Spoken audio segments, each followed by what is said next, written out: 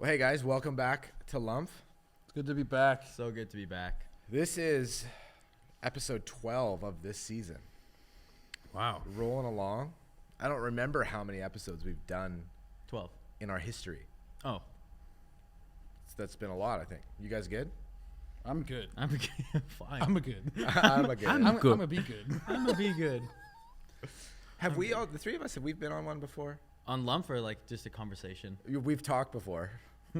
We've never done lump before. I never remember who I'm on with. It's really, they all do blend together I after forget a while. them. I just can't carry that baggage. Yeah, but you remember that you haven't done it with me before. We've done it before. But No, I we don't know haven't. if we've done it with No. ever. No. Matt's got a pretty good memory. Yeah, I'm not That's backing one thing myself I've on this. learned about you. But I'm definitely others. going to go. Someone needs to fact check that. And if he's wrong, I won't be wrong. chili. Fine. Oh. 4 chilies if I'm wrong. Whoa! I have nothing to lose. You're on. Yes. Great. And if I'm right, Jay has to do 4 chilies. I No, love it when Jay with me. don't keep me out of this. You're in it. I was saying you had a great memory. I don't remember I'm that. not going to bank 4 chilies on your memory, though. I would. I'm not going to do that. Well, hey, we're going to continue on. Last episode, you guys weren't here. Thanks for pointing it out. Yeah. It's fine. Who was here? We had Tony Oh, shit. Yes. and Tony. Pastor Emma Mm-hmm. and myself. We were here last week. And before we get into the text today, I think there's a bit of context that'll help, not just for this episode, but for the episodes coming up in the next little while.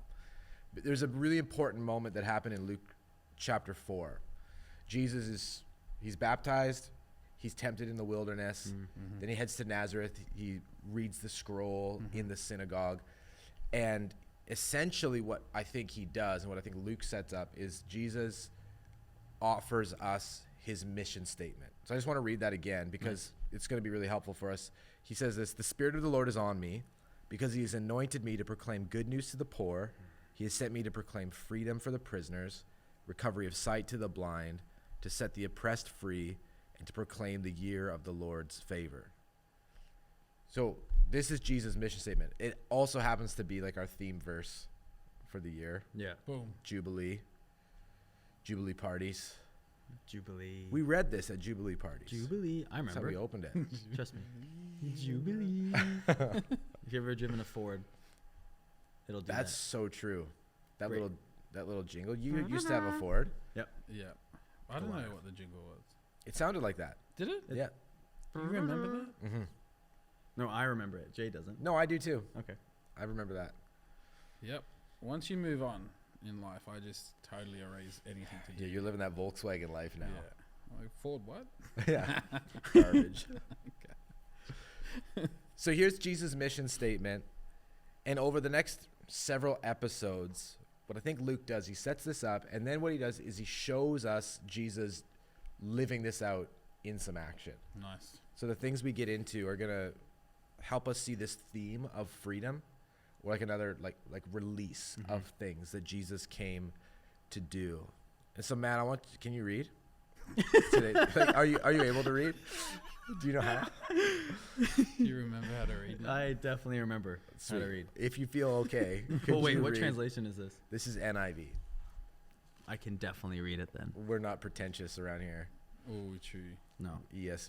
Do you I ever did- try to read the NIV and add your own, like, King James, what you think the word would be? Yeah, I like doing that. I do that in my head sometimes. Yeah, okay. Sometimes when it says Jesus Christ, I accidentally read Christ Jesus, which is maybe a little bit of dyslexia, but it also sounds a little Yeah. more powerful to say Christ Jesus Also, in my mind.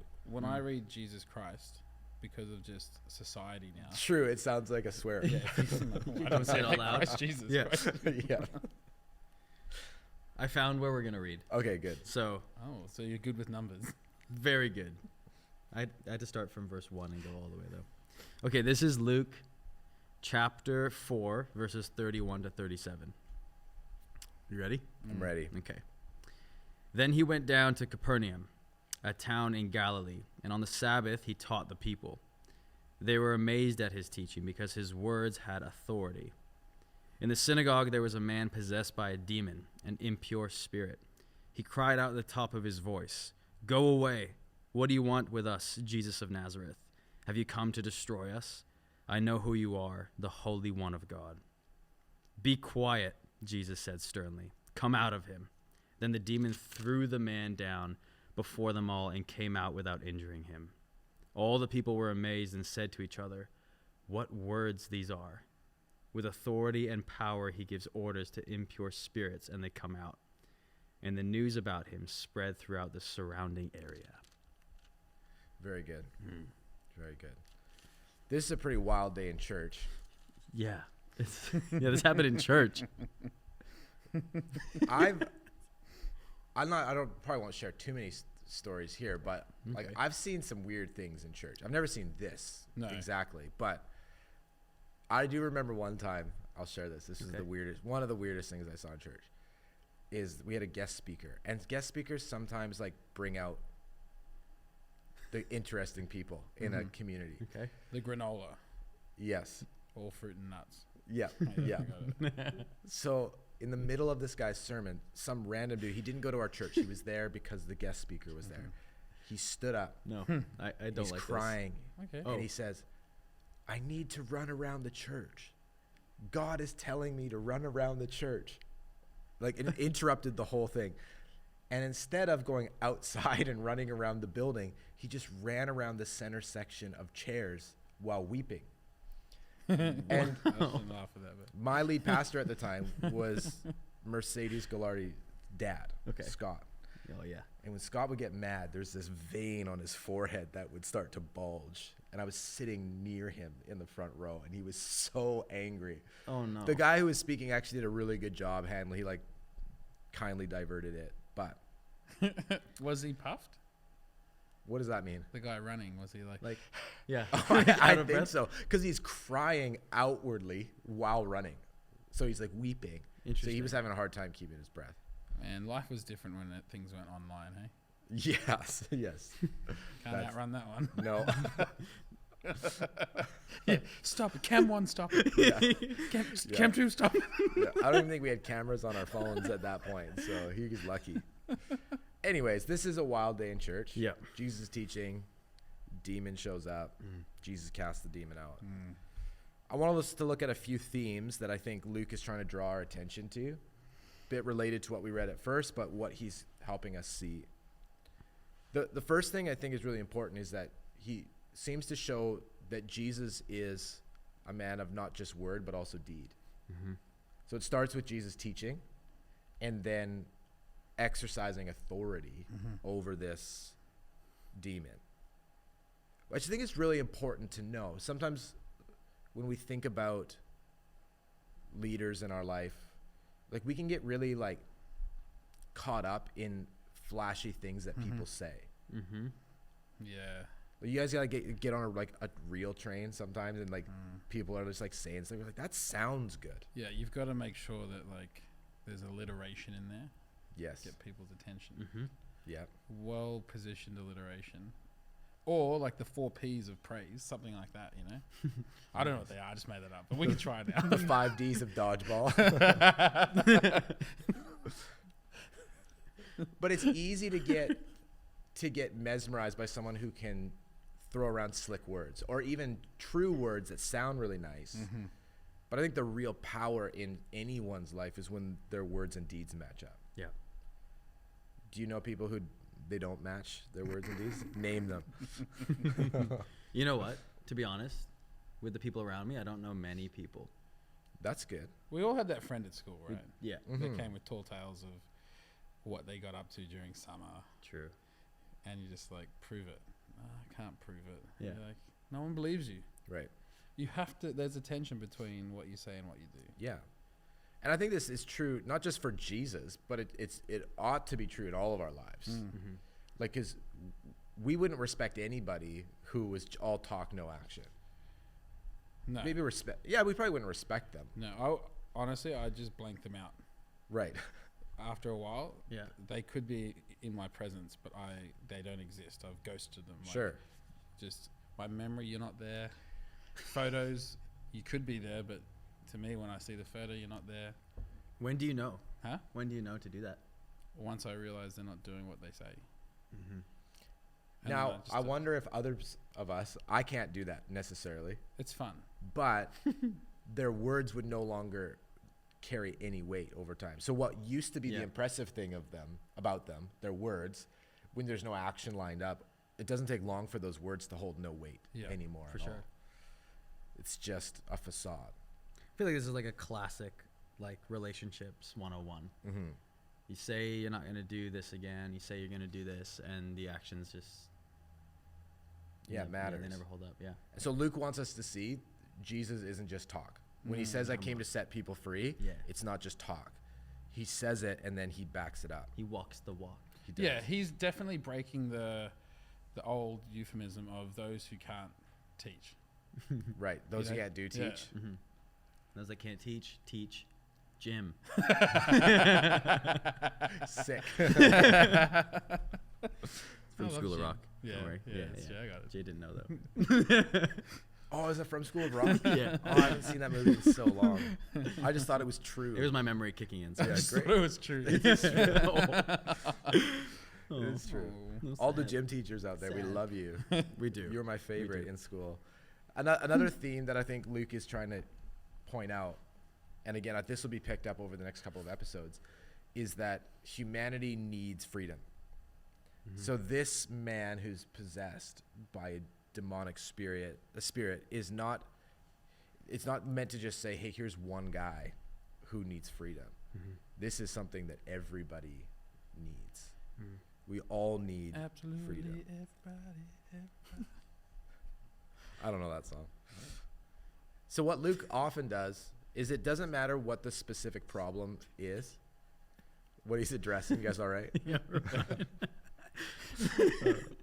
Whether it's physical healing or demonic oppression, the language that Luke uses is consistent for whatever the problem is. It's like the need for freedom. Even as Jesus is doing healings, physical healings, or exorcising demons, the language Jesus uses is similar. He rebukes and casts out both demons and illnesses. The idea is all of these things relate to how we're bound in life, which is not just an old problem. It's a very current problem, isn't it? Yeah. Yeah, and it's ongoing because we see Paul write about this in Galatians that you know it's for freedom that Christ set us free. It's that there's always it's not just that we'd be in relationship with the Father, but we would be set free from the things that prohibited us in the first place. Yeah. No longer a slave, Matt. This is good news. Good news. And I think it's both like so many things in salvation, those things are true and becoming true of us, Yes. That's good. right? Like there's That's things good. that you've probably experienced in your life where it's like, I've been set free from that. Yeah. And then there's other things that it's a process. Yeah. It takes time to overcome certain things. There's deep wounds and things, just human condition, the effects of sin in a general sense Yeah, on the because world. it's that concept of being current and an inheritance. And Yes. some things, inheritance takes time to step into the fullness of. Isn't that fun? Christ being our reward and our inheritance. He's now and to come. Mm-hmm. I guess for us, if you're struggling with something right now, listening, there's so much hope in that. Yeah. You just can't give up. No, freedom is the reward and inheritance. Yeah.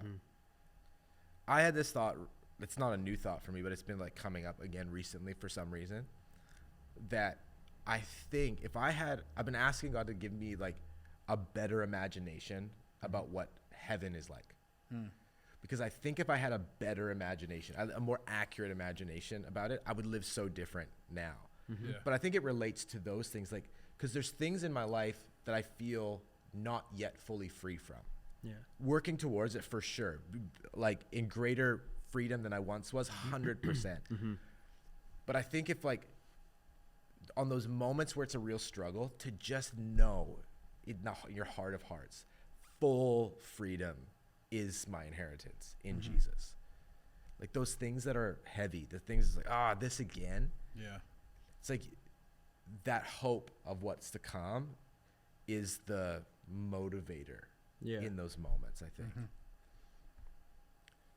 And so Jesus has come to set us free. That's humanity's needs. Another theme we see is Jesus' authority in this. Mm-hmm. The first is that the demons recognize his authority and his identity. Here's what's interesting. So far in Luke's gospel, the only people that have spoken to Christ's identity it was the Father at the baptism. You're my son, whom I love, with you I'm well pleased. And then it's been the devil and demons. They're saying true things about Jesus. Satan, he was being a little sly with it in the temptation. If you are the Son of God. Yeah. And then here the demons, and we'll read next to the while, they call him Jesus of Nazareth. They call him Messiah. They call him the Son of God. Like true things about him. So far humans, what we see, have been partially true. Yeah. They call him rabbi, teacher, the carpenter's son. It's true. The demons did have a head start. That's true. They hung out with Fair Jesus. enough. Yeah, I guess Yeah, so. good point. They used to chill, Yeah, fair enough. and they misstepped real bad. Yes, yeah, big mistakes were made. That's funny. But I think what that tells me is that it is possible to only have a portion of Jesus' identity in our own hearts, which then affects the way I think we relate to his authority in our life. Yeah, and then on the other side of the coin, it's just as feasible to say that we understand that he is the Messiah and still not behave, True. which is terrifying. That I think is that's terrifying. That's the worst side of it. That is true. If you're flipping that coin, the latter sucks. Like, Yeah, that's full open rebellion. But I think I think Christians are actually closer to that than being able to sort of recuse themselves and say, hey, I just thought he was a teacher, I just thought he was a rabbi. I think that train's sort of left the station for a lot of people. Yes. And so I think the scary thought is that when you actively reject his teaching, maybe you're more along the lines of old bud here. Oof. Going, hey, Jesus, Messiah, don't look at me. Yeah. Wait, why is that happening? No, don't look at me. Huh? Why is that happening? Why is that? Probably because we could learn a lot from the word and deed. For more this- encouraging thoughts, tune into LUMF. Yeah, You might this be is- like a demon. Hey, That's a really good there's thought. some people. That is. Well, perhaps not to go back to the point about freedom, but perhaps not recognizing the identity of Christ and his authority is where we're lacking the freedom, because we're just. I guess that's where you said the ship has sailed, but. I think it's like there's probably a safest like landing point in between, but I think some of us would like to hold on to the whole. Oh, I just didn't understand. But you're like, didn't you? Right. You sure look like you did for a while. Yeah, you were told a lot of times. Like, what other part of your life do you go to a place every week, once a week, to be reminded? Yeah. And you have the textbook all the time. Yeah. Open book. Yeah. No tests even, like no written tests. You can do It's this. just very hard. Yeah. So the demons recognize Jesus' authority. Then Jesus' actions prove his authority. A bit of word and deed here again. One of the things I find really awesome about this is if we go back a couple of episodes, we see Jesus' temptation in the wilderness, where Satan promised to give Jesus authority if he bowed down to him. But in resisting that offer through the power of the Spirit, Jesus now claims authority over the enemy and exercises it over him. So it's like what the enemy tried. He's like, he knew in some level, like, I got to try to get this to happen. And he failed. And now Jesus, so much like his whole mission is set against now, not just now, always set against demonic forces. And Jesus is now starting to exercise that authority in a whole new way. Yeah. It's like a judo throw. The well-timed be quiet from Jesus. That was nice. Ever thrown one of those out? How loud do you think he said it? I don't know, but a well-timed be quiet could it really stops people in their tracks. It's so shocking. If you just, that is strong. I don't remember the last time I've just quiet. sternly said those two words. We're trying to teach our kids not to say shut up to each other. Yeah. That's a good thing to stop. The problem is that I sometimes say it and I just undermine the whole thing. Oh, no. Yeah, true. Yeah. But Be quiet. Be quiet. That's That's quiet. full on. Imagine that in a team meeting. Someone's just running their mouth. Yeah. You're like, be quiet. And everyone's like, sorry. come out. No, just kidding. Come out. Yeah, be quiet's up there with shut your mouth. Yeah. That's good. I think that's what he's actually trying to tell him to do. Yeah. It's like, hey, time to shut your mouth. Yeah, because he's like, hey, I don't need you talking about who I am. Yeah, that's my time. You had your chance. Yeah. Get out. And then the crowds are amazed at his authority. I don't think they get it yet, but there's something they're seeing. It's like, this guy speaks differently than other teachers. And then he just kicked this Yeah. demon out. That's crazy. I mean, do you think that they're like, oh, they're used to what just happened? They're like, oh, yeah, okay. That's like, he has authority clearly because he just cast out an impure some guy's spirit. just spreading hummus on a bagel, and he's like, Oh, wow. what did I just see? Yeah. Like, cheering. Woohoo! Oh, man. I don't know. Unbelievable. I don't know. But this goes back to word indeed. They see, because they say, like, we haven't heard stuff like this Yeah, yeah. before. And you have authority to just say the word and the demons are gone. Word indeed again. How many people do you think are in the crowd are like, if I go near him or Something's going to come out of me. I was just hanging out with this guy yesterday. I'm with the bagel guy, and Yeah. We were just hanging out and all of a sudden now he's screaming. I don't that's full on. know. What a day at church. Anyways, Yeah. to conclude this episode, get to some discussion in our groups. I think Luke wants to establish a few things. The first is like the reminder, we're all in need of saving. Yeah. Mm-hmm. It's humanity's issues. Humanity's like the long-standing, wide effect of sin in the world means there's things that we need to be set free from, and this is why Jesus came, to set us free from anything, any consequence or result of sin in any way. He wants to liberate us from those things. Yeah, and if we look at it and we know this to be true, there is actually a legal standing that's shifted because of Christ. Mm-hmm. And so now not only do we need to be saved, we have the right to be saved. Yeah. Which I think is really important. It's your right now, freely given. Yeah. How many times we exercise all our other rights, So true. That's powerful. Especially now. especially now. Mm. But it's freedom is your right now. Yeah. It's your new birthright. That's beautiful. Mm-hmm. So I think we'll see this theme over the next several weeks, kind of woven through. What does freedom look like? How does Jesus set us free? There's lots there for people to talk about and chew on. So thanks for coming, Matt. Hey, thanks Good for to have having you. me. It's always good to have you. Yeah. If someone in your group is bothering you, just look at them and be quiet. If they talk too much in discussion, There's always one in the group. Let's be be quiet. honest. Yeah, someone in your group is going to be need to be told. We be should do quiet. the be quiet test in this one. Everyone, just write a name on a piece of paper, put it in a hat. It's unanimous. But Mhm. if it's you, then you just don't get to talk. That's it. Okay.